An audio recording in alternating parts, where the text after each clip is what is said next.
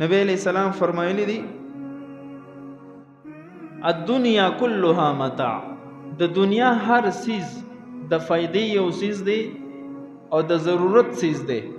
خو لیکن په دې ټولو سیزونو کې بهترین وخیر متاع الدنیا المرأة الصالحه،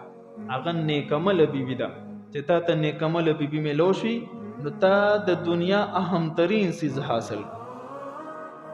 اب ستا د عزت خیال ساتي، ستا د ناموس خیال بساتي، ستا کوتاهیانو باندې په پرده اچي،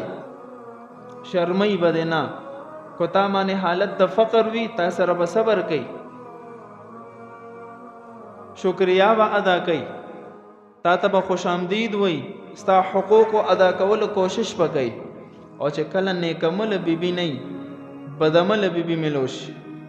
نو د غونډو نه اول ناشکری به په دې کې پیدا شي. کوته وته د دنیا اعلی ترین خوراکونه لباسونه ارس مهیا کې بنگله کې موسه او ممستا خنه وي. نو کوشش دا وکوبای زمونږ لونه مم یو ورځ د چا د کور زینت ګرځي چې مونږ هغې له ښکلې تربیت اسلامي تربیت ورکړو چې د هغې په وجه مونږ ونه کنځلي شو بیا مور او پلار کنځلي کېږي، جینۍ نه غلطي وشي مور او پلار کنځلي کېږي. کوشش دا وکړو چې خپلو بچو ته نیکمله صالحه ښکلې اسلامي تربیت ورکو. کو زمونږ د زوی په نکاح کې یو جینۍ راشي چې حق ادا کړي، ظلم پې ونه کړي، او کو زمونږ لور شاته په نکاح شي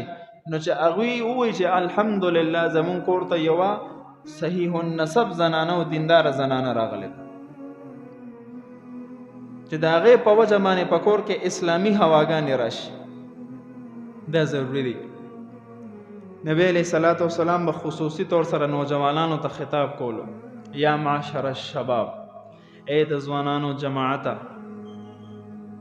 من استطاع من